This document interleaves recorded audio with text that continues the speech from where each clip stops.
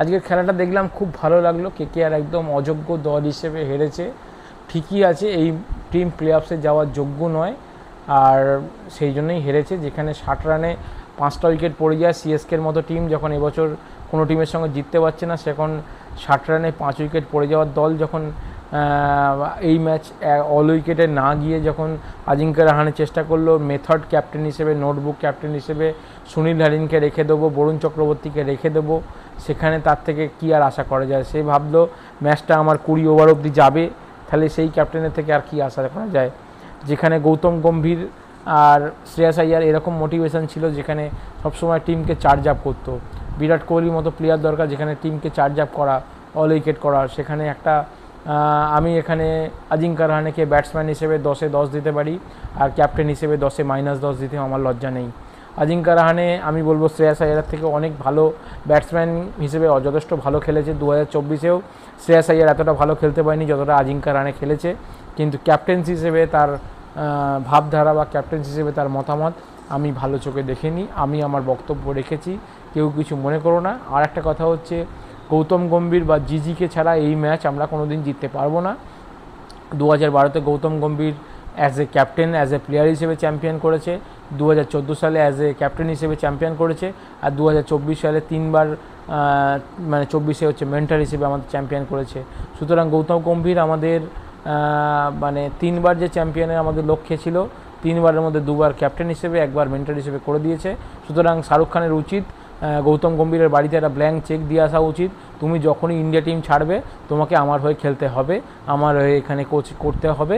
আমার চন্দ্রকান্ত পণ্ডিত বেকার, ওই পণ্ডিতে কোনো পুজো হয় না। আমার ভেঙ্কটেশ আইয়ারকে নেওয়া আমার ভুল হয়ে গেছে, আমার 23 কোটি টাকা সর্বনাশ হয়ে গেছে।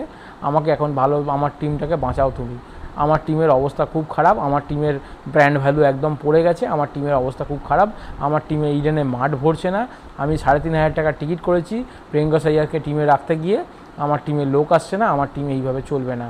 এখন বক্তব্য হচ্ছে একটাই, গৌতম গম্ভীরকে হাতে পায়ে ধরে জিজিকে আগে মাঠে ফিরিয়ে আনা, নাহলে পরের বছর না কেকেআরে কোনো লোক আসবে, না কেকেআরে কোনো খেলা দেখবে, না কেকেআরকে কোনো সাপোর্ট করবে। এক তো টিমে লোক হচ্ছে না, এক লজ্জাজনকভাবে খেলছে, এইভাবে কেকেআর ম্যানেজমেন্ট চলবে না। আমার মনে হয় অযোগ্য দল হিসেবে কেকেআর এখানে হেরেছে, আর একদম ঠিক হয়েছে, কচু কাটা করে দিয়েছে। আমার মনে হয় নেক্সট সানরাইজ ম্যাচেও কচু কাটা করে দেবে, আর আপনার আরসিবি ম্যাচেও কচু কাটা করে দেবে। এই টিম কেউ আমাদের বলবেন না যে দাদা 15 পয়েন্টে কীভাবে যাওয়া সম্ভব। আরসিবি চলে যাক, গুজরাট চলে যাক, আর পাঞ্জাব চলে যাক, আর মুম্বাই আর দিল্লি একদম সব ম্যাচ হেরে যাক, কেকেআরে কিন্তু যাওয়ার রাস্তা আছে 15 পয়েন্ট পেয়ে। ওই কথা কিন্তু একদম আনঅফিশিয়ালি কেউ বলবেন না আমার সাথে। আমি চাই না এই নিয়ে কোনো দ্বন্দ্ব বাঁধুক, আর আমি চাই দিনের শেষে একটা কথা পূর্ণ হস্তে বলে দিই, আমি চাই ইডেন গার্ডেনে ঐতিহাসিক একটা মাঠ, ইডেন গার্ডেনে একদম আরসিবি ফাইনাল খেলে চ্যাম্পিয়ন হোক, ইডেন গার্ডেনে পুরো মাঠ ঘুরে আরসিবি একদম জয় জয়কার হোক। আরসিবির বিরাট কোহলি 18তম ম্যাচে 18তম বছরে চ্যাম্পিয়ন হয়ে ইডেন গার্ডেন্স একটা স্মৃতি, ইডেন গার্ডেনে একটা ফলক হয়ে যাবে, যে একটা ছবি থাকবে যে আরসিবিকে চ্যাম্পিয়ন করে দিয়ে গেছে ইডেন গার্ডেনে 2025-এ। আমি মনে প্রাণে এখন এটা চাই।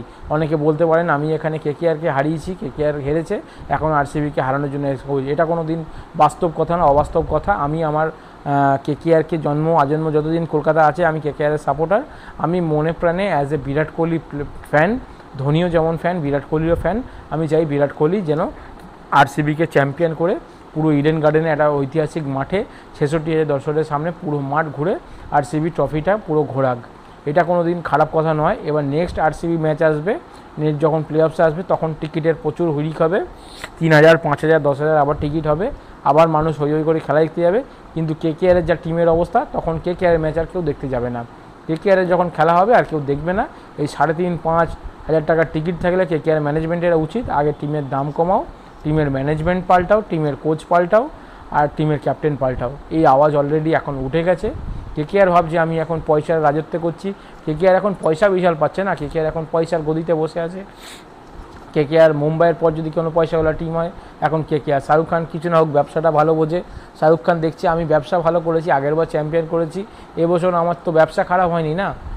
আমার রাসেলের নামে পয়সা এসছে, রিঙ্কুর নামে পয়সা এসছে, আগের বছর আমার মানে টিম চ্যাম্পিয়ন, আমার ব্র্যান্ড ভ্যালু প্রচুর, আমি কলকাতা নাইট রাইডার্স, আমি শাহরুখ খান।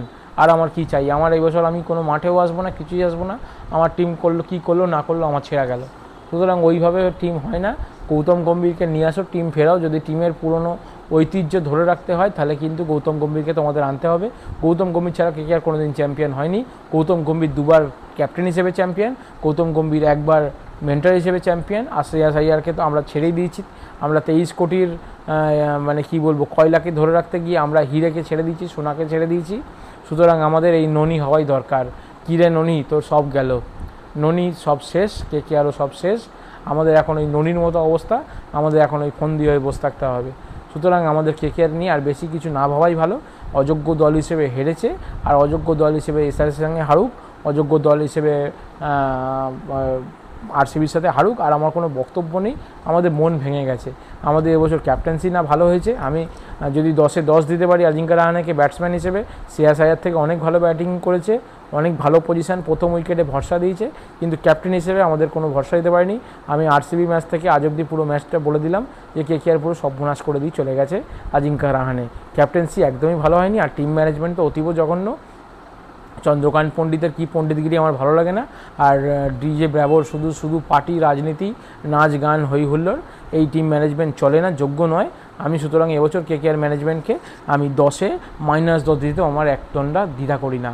সুতরাং আমি মনে করি এবছর কেকেআর অযোগ্য দল হিসেবে মাঠে হেরেছে, খুব ভালো হয়েছে, খুবই ভালো হয়েছে। কেকেআর নিয়ে আমি আর কোনো মন্তব্য করতে চাই না। আমার টিম এখন কেকেআর থাকলেও আমি এখন আরসিবি সাপোর্টার। আমি আরসিবিকে চাই যেন কেকেআরের মানে কলকাতা নাইট রাইডার্সের মাঠ, প্রিয় মাঠ ইডেন গার্ডেন্সে ট্রফিটা নিয়ে ঘোরে। আমি এই অপেক্ষায় রইলাম। আমি চাই আমার টিম কেকেআর থাকলেও আরসিবি যেন কাপটা পায়। আমি আমার মন্তব্য করতেই পারি। আমি as a KKR supporter, KKR fan, আমি চাই আরসিবির বিরাট কোহলি আমাদের একজন প্রত্যেকের কাছে আইকন প্লেয়ার, ইন্ডিয়ার প্লেয়ার। আমি বিরাট কোহলির মুখ চেয়ে, বিরাট কোহলিকে ভালোবেসে আমি চাই যেন এবছর কাপটা আরসিবির হোক।